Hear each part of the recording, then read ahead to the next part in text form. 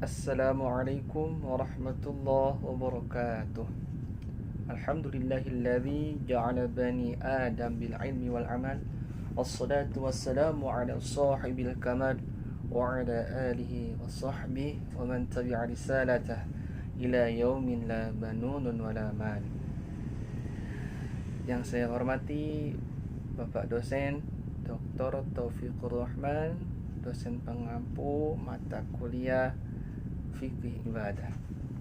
Di sini saya akan menjelaskan mengenai hasil dari artikel mini research saya yang berjudul Nilai Cinta Tanah Air dalam Perspektif Al-Quran.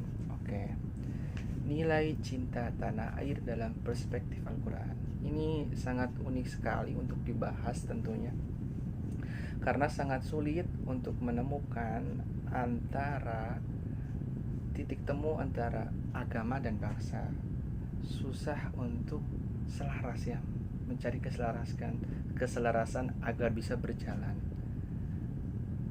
Dan kaum Islam sendiri, umat Islam sendiri itu ada yang bisa menjalankan agama dan mempunyai jiwa nasionalis, agamis, religius, juga nasionalis, dan ada yang hanya religius tapi tidak nasionalis. Seperti misalnya kita sebutkan saja HTI yang sudah ditolak di Indonesia ya, bukan tertolak bahasanya. Balik lagi ke materi, untuk temanya ini menarik. Nilai cinta tanah air dalam perspektif Al-Quran. Kita bahas ya, nilai. Ini banyak sekali di Al-Quran nilai-nilai cinta tanah air. Hanya saja bahasa yang Al-Quran sampaikan kepada kita yang tertulis itu tidak menyebutkan secara langsung nilai cinta tanah air. Kemudian cinta. Apa itu cinta? Kita bahas cinta ini.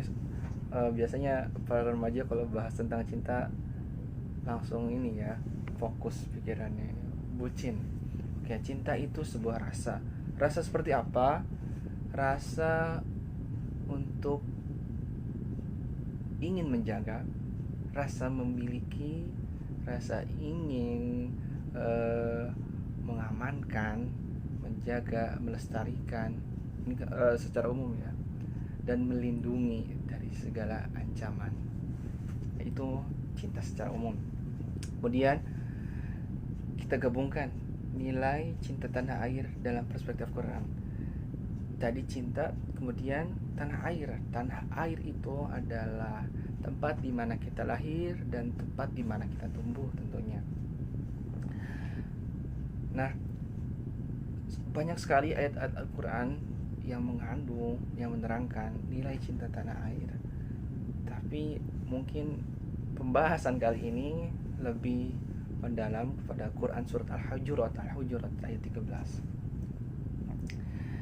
Ya ayyuhan nasu inna khalaqnakum min dzakari wa untha wa ja'alnakum syu'uban wa qabaila lita'arafu inna akramakum 'indallahi atqakum. Al-ayat. Ini ada sebuah riwayat menarik mengenai asbabun nuzul ya, turunnya ayat ini, yaitu ada beberapa pendapat ya, ada dua riwayat. Yang pertama saya ceritakan ini kisahnya setelah pembebasan kota Mekah ya.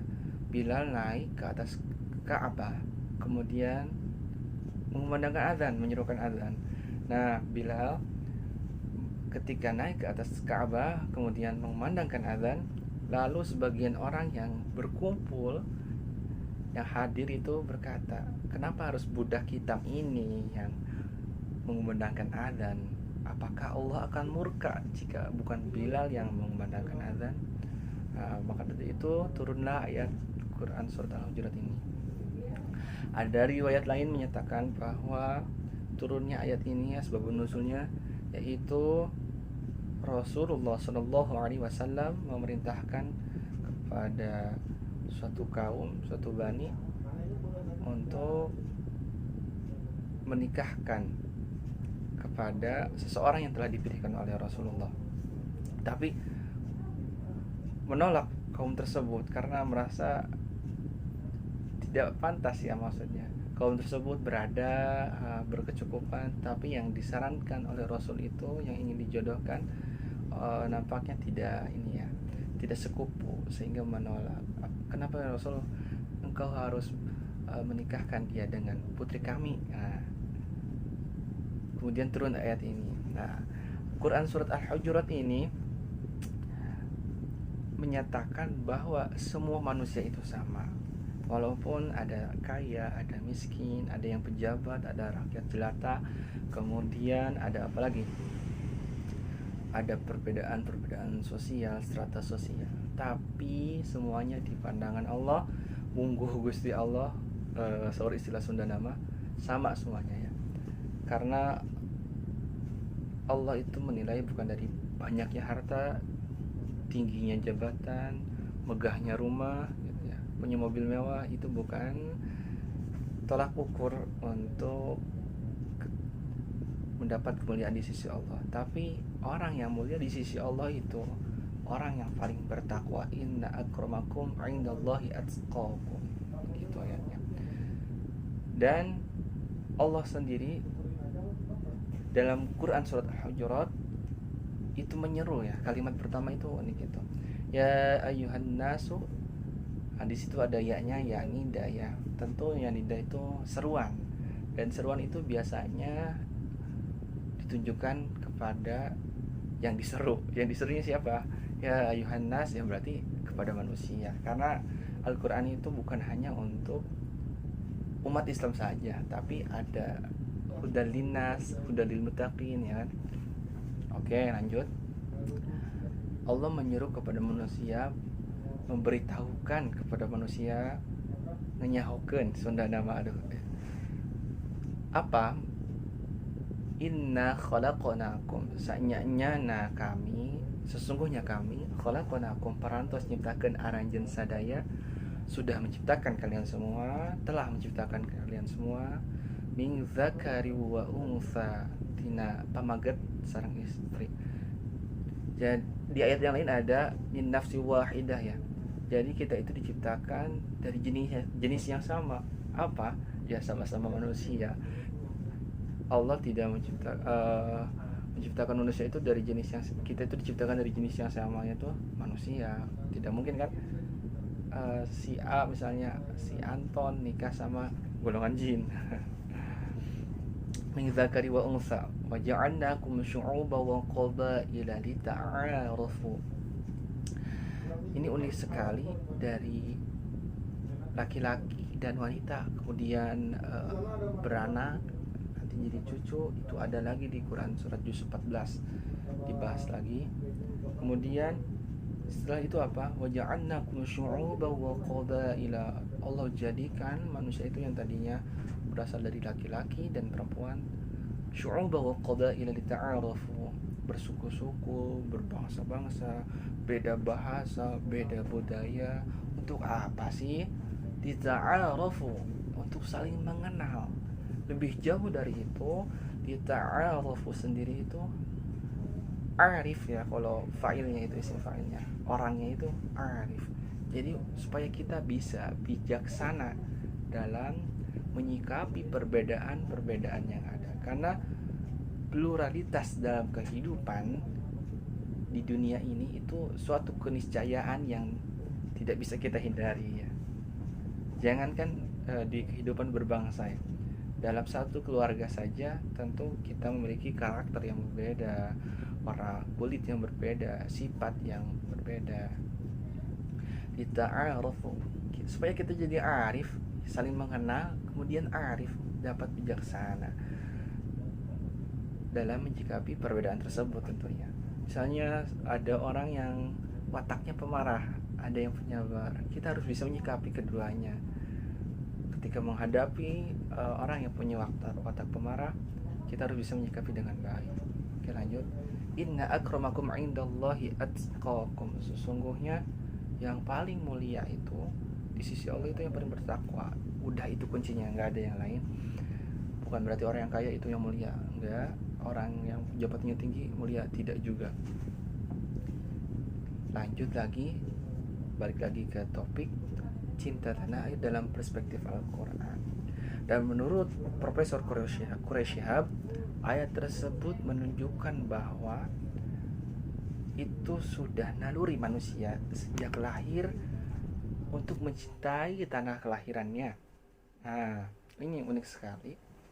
Jadi sudah sifat lahiriah ya, bahwa ketika lahir ke alam dunia itu sudah menjadi sifat bawaan manusia, naluri manusia untuk mencintai tanah airnya, yaitu tempat di mana manusia tersebut lahir dan tumbuh. Hadratus Syekh itu Kiai Haji Hashim Asy'ari sendiri mengeluarkan jargon untuk membangkitkan semangat para pejuang waktu itu, yaitu hubbul watan minal iman. Itu hasil dari istikharah yang sangat-sangat, istilahnya apa ya, apik, sangat-sangat leres-leres lah, sungguh-sungguh nyaan, apa itu bahasa Indonesianya, sehingga lahirlah fatwa hubbul watan minal iman. Itu kalau di Bansar itu misalnya ada ya lal watan ya lal watan ya lal watan hubbul watan minal iman wala takum minal hirman. Itu pasti hafal ya warga Nahdien, tentu saja harus hafal. Nah, kemudian banyak juga bangsa-bangsa dari luar Indonesia seperti Mesir, Yaman, ya, Timur Tengah pada umumnya itu banyak belajar kepada negara Indonesia mengenai menselaraskan antara beragama dan berbangsa. Karena apa? Di Timur Tengah itu tidak pernah sejalan antara menjalankan agama dan menjalankan kehidupan berbangsa. Itu selalu tidak ada titik temu ya, susah sekali di Timur Tengah, sehingga banyak terjadi konflik. Mereka banyak belajar di Indonesia. Alhamdulillah di Indonesia ini walaupun beragam sukunya, bangsanya, budayanya, bahasanya, tapi kita bisa hidup rukun dalam satu bingkai. Ya, itu apa ya? PBNU ya bingkainya itu. Pancasila, Bhinneka Tunggal Ika, NKRI dan UUD 1945. Alhamdulillah. Kemudian jargon tersebut masih dipakai sampai sekarang ya, hubbul watan minal iman. Itu harus terus kita tanamkan kepada generasi pemuda, generasi pemudi, generasi penerus bangsa, agar bangsa ini menjadi bangsa yang kuat. Karena jargon tersebut itu mampu menyatukan semangat, mampu menyatukan cita-cita ya. Jadi satu semuanya itu. Karena jargon tersebut kita bisa merdeka mengusir para penjajah. Nah, di Indonesia sendiri itu banyak agama, bahasa, bangsa. Dan di Al-Quran itu ada diterangkan nilai kesatuan, ada wa'tasimu bihablillah, itu harus bersatu ya dalam agama Allah, berpegang teguh kepada tali agama Allah. Nilai kesatuan persatuan, nilai ukhuwah ya, sama ya, kesatuan persatuan itu ukhuwah. Terus nilai toleransi antar umat beragama itu ada. Banyak nilai-nilai yang memang harus kita kaji kembali di Al-Quran itu ya. Tapi ini berhubung waktu yang terbatas, mungkin lebih enaknya, lebih enjoynya itu ketika bertemu bertatap muka ya. Jadi kesimpulannya, nilai cinta tanah air dalam perspektif Al-Quran itu nilai kesatuan, persatuan, persaudaraan, toleransi. Itu harus terus kita lestarikan, harus terus kita jaga, kita tanamkan kepada generasi penerus bangsa, agar bangsa ini menjadi bangsa yang maju karena kita bersatu. Mungkin itu penjelasan dari saya. Wallahul muwaffiq ila aqwamit thariq. Wassalamualaikum warahmatullahi wabarakatuh.